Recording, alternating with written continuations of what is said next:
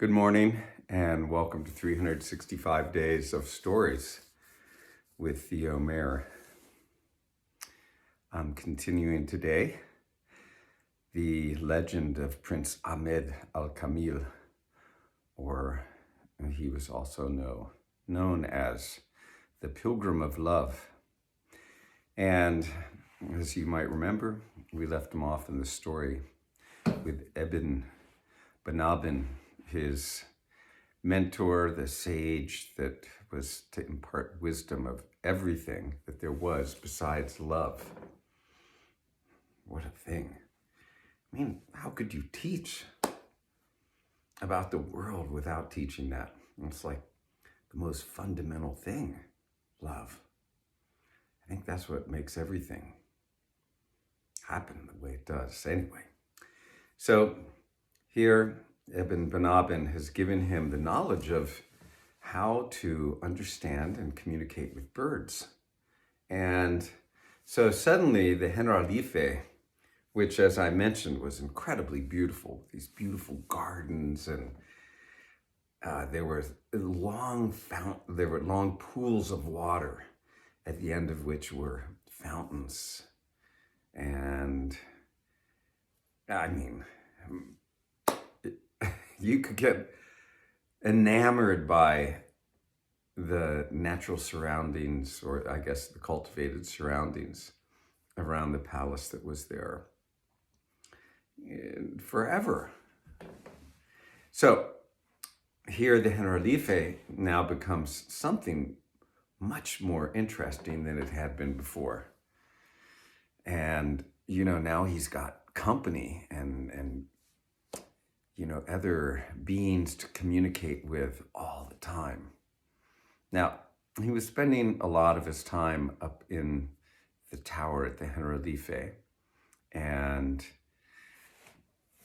from there, he began to make friends with the birds, and the first bird that he made friends with was a falcon.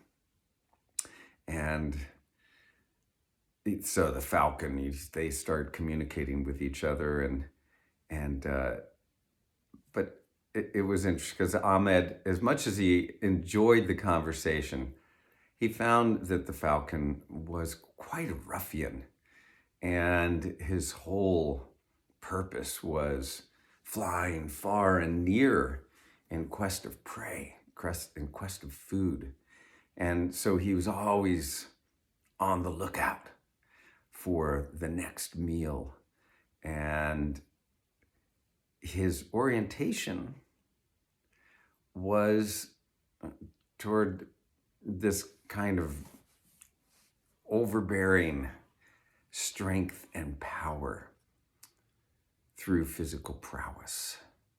And the hawk considered himself just quite, the prince of the air, as he would call himself.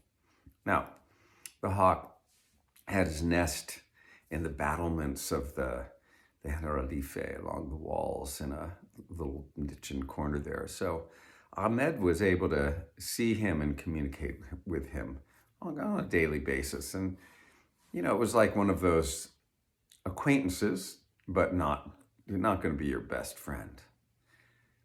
Well, another bird that really caught Ahmed's attention was an owl. And, it had this very wise-like character. And during the day, it would not be out and about. And as you might know about owls, their eyes are so big so that they can see in the dark that they can't move them, which is why if you ever see pictures of owls, they turn their heads in order to look because their eyes are fixed within their skulls. And this owl had that dignified look of a wise bird. And indeed, he was. He flew about at night to take in his food, catch the mice that ran around in the Generalife and that kind of thing. And he was into astrology and the moon and metaphysics, and got very philosophical at times.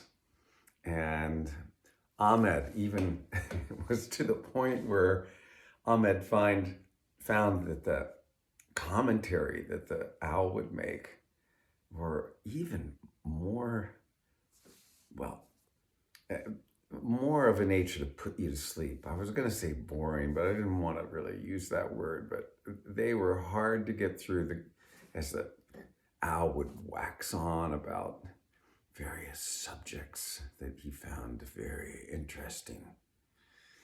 And so Ahmed was entertained by the owl and would have regular discussions with him as well. And then another one that really caught his interest was a bat. Now, I know that you know that bats are mammals, but mammals of the air, they're kind of unusual creatures. And this bat used to hang by its heels in one of the vaults, one of the upper vaults in the Generalife in the tower. And up in the corner, in a dark corner, it would hang out. And it would, of course, in the evenings go off on its quest for food, flying through the air, catch its bugs. In kind of a shipshod kind of fashion, it would go flying around at night. And if you've ever watched an owl, they are very dexterous in their movements through the air. It's even said that they are so good at navigation and flight that they can fly through the blades of a moving fan and not get touched by it. I guess it depends on the speed of the fan. But so here this bat, is an acquaintance of Ahmed as well. And Ahmed finds him a little, just kind of interesting because he derides everything. He's always finding some fault in everything. And even though he's not well informed on a subject, he has the ability to enter in with his opinions, and they're always a little bit negative about whatever it is that he's commenting on. Maybe you know people like that. They always have something to say about everything. And even though they don't know a whole lot about whatever subject they're talking about, they act like they know it all. And that was kind of like what the bat was like. He acted like he knew everything about everything, but he really knew nothing about everything. That's how it's the bat. And there was one other bird that he communicated with originally. And these were birds that, it was easy for him since he was up there in the tower of the Generalife. They were up there. They were around. So they were his first acquaintances in the bird world. But this one was a swallow.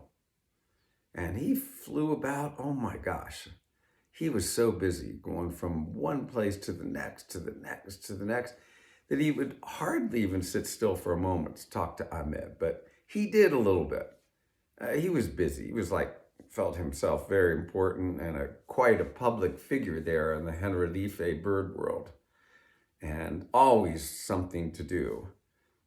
So much so that, even though there would be some words in sideways, he would stop in the middle of a sentence to go on to the next sentence or take off and fly after something that he had so many appointments that he had to go take care of, and so many acquaintances that he needed to check in on. And he was just busy as can be.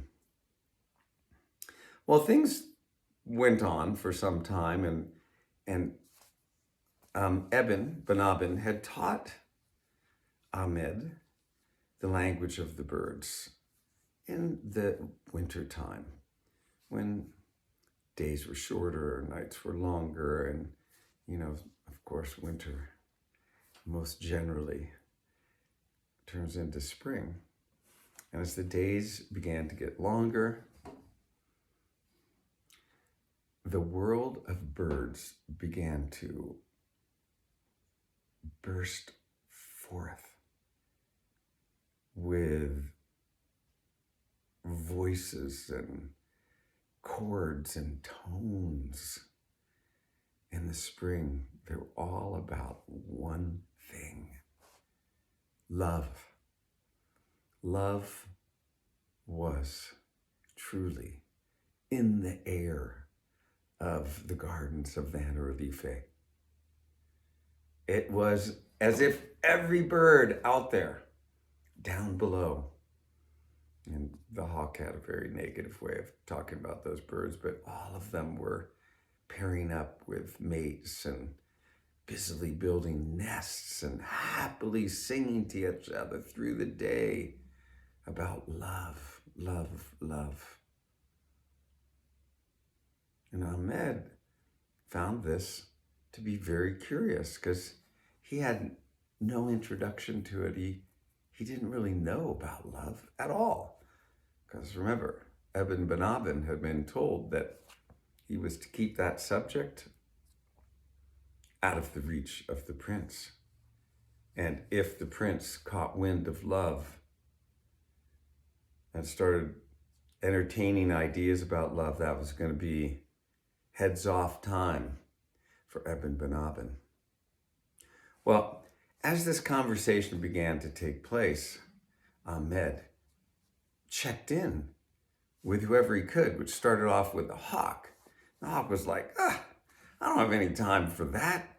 Come on, look at what my business is about. I'm about war. I'm about destruction. I'm about killing. I don't have time for love. I'm a prince of the air. Ahmed, somewhat disgusted, moved on, talked to the owl. The owl was like, love. Do you think I have time for that? I'm too busy doing my studying, finding out about things that I'm interested in. I have no time for love. Highly overrated. And then, of course, there was the bat. The bat had nothing to do with that. He said, the rest of those furry creatures and all the birds, I'm into neither one of them. It's like, no. Love, I'm not interested. I don't know anything about it. I can't help you out, Prince. You're on your own here. And then, of course, he asked the swallow. The swallow would hardly get in a word sideways about it, but no love for me. Look, I've got my things to do all day. I'm busy. I have appointments that I have to keep. How would I have any time at all for love? I don't have time for love.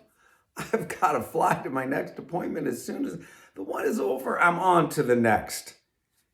No time for love. Let those birds down below in the garden, let them deal with love. But I'm going to keep my schedule intact and not get persuaded off my track on the quest of love. So Ahmed was left with, well, maybe he needs to talk to Ibn Benabin about love. And so the next day, Ibn Benabin comes walking into the prince's chamber. And Ahmed says, my dear teacher, I have a subject that I really need help with. I don't understand it at all. It's love. Can you help me with that? And we're going to end things here. And I'll continue with this story tomorrow. Hope you have a great day.